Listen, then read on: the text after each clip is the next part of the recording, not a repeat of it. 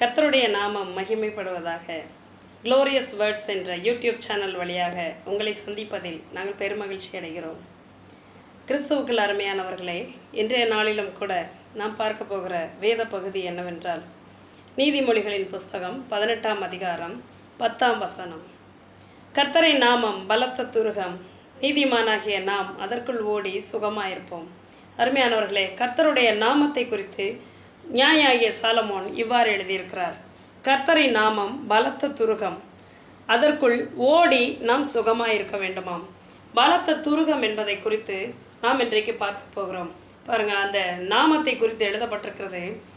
கர்த்தருடைய நாமம் என்பது நமக்கு அரணாக, மதிலாக, கோட்டையாக, பாதுகாவலின் வளையமாக, கோட்டை சுவராக நமக்கு இருக்கிறது. பாருங்கள், கர்த்தருடைய நாமம் பாருங்கள், அந்த இயேசு என்கிற நாமம் மாத்திரமே நமக்கு பெரிய அடைக்கலமாக இருக்கிறது.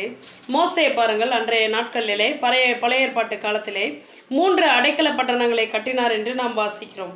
பாருங்கள், கிழக்கிலே 3 அடைக்கல பட்டணத்தை அவர் கட்டினாராம். எதற்காக? முன் பகையின்றி, பாருங்கள், யாரையாவது பகையின் காரணமாக அவர்களை கொல்ல யாராவது வகை தேடினால் அவர்கள் தன்னுடைய ஜீவனை காப்பாற்றும்படிக்கு அந்த அடைக்கல பட்டணத்திற்குள்ளாக போய் மறைந்து கொள்ளுவார்களாம். பாருங்கள், நமக்கு கூட பாருங்கள், நம்முடைய ஜீவன் காப்பாற்றப்படும்படி நம்முடைய ஜீவனுடைய நன்மைக்காக, பாதுகாவலுக்காக நமக்கு ஒரு அடைக்கல பட்டணம் இருக்கிறது. அந்த அடைக்கல பட்டணம் என்ன? அதுதான் கர்த்தருடைய நாமம்.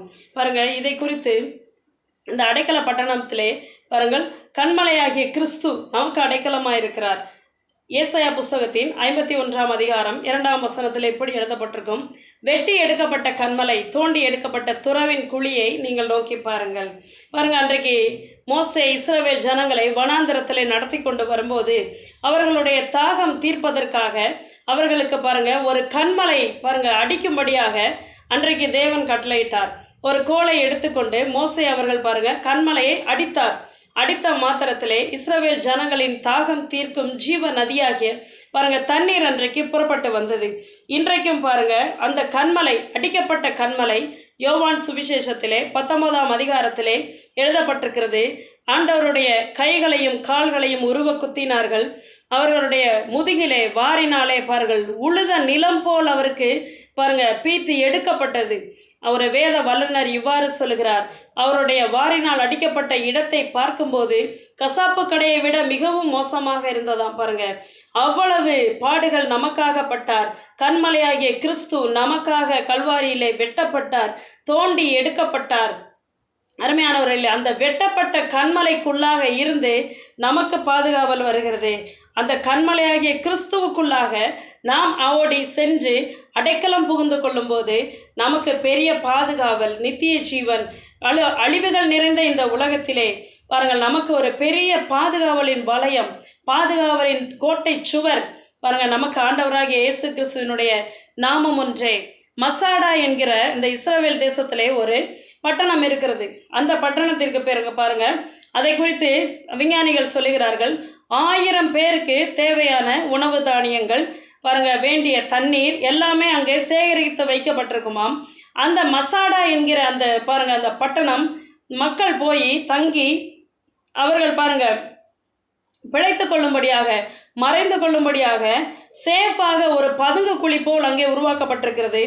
இந்த மனிதனால் உருவாக்கப்பட்ட இந்த மசாடா போன்ற இடங்களே தஞ்சம் புகுந்து கொள்ள இவ்வளவு ஏற்பாடுகள் நிறைந்திருக்குமானால் ஆண்டவராகிய இயேசு கிறிஸ்து, சர்வ லோகத்தின் அதிபதியாகிய கிறிஸ்து உங்களை தம்முடைய சொந்த ரத்தம் சிந்தி பெற்றெடுத்திருக்கிறார். கல்வாரி சிலுவையிலே நமக்காக ஆப்புகளினாலே கடாவப்பட்டார், வெட்டி எடுக்கப்பட்டார், தோண்டி எடுக்கப்பட்ட துறவின் குழியாக இருக்கிறார்.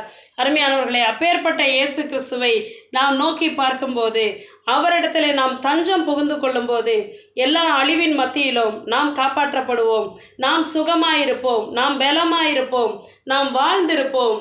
பாருங்கள், தேவைகள் நிறைந்த உலகத்திலே உங்களுக்கு ஐஸ்வர்ய சம்பர்ணராகிய இயேசு கிறிஸ்து ஒருவர் இருக்கிறார். வியாதிகள் நிறைந்த உலகத்திலே உங்களை சுகமாக்குகிறவர். உங்களுடைய வியாதிகளை அவர் ஏற்றுக்கொண்டு உங்களுக்காக பாருங்க ஜீவனை வாக்களித்திருக்கிறார். கல்வாரி சிலுவையிலே மரித்த இயேசு அருமையானவர்களே உங்கள் எல்லோருக்கும் ஜீவனாகவே இருக்கிறார்.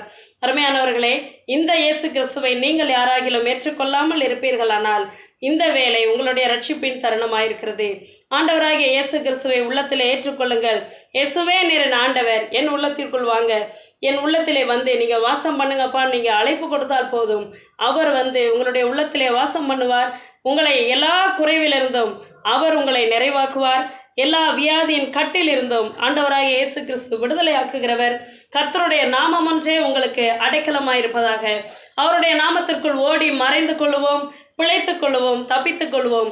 கர்த்தர் தாமே உங்கள் எல்லாரையும் அளவில்லாமல் ஆசீர்வதிப்பாராக. மீண்டும் ஒரு யூடியூப் சேனல் வழியாக உங்களை சந்திப்போம். ஆமேன்.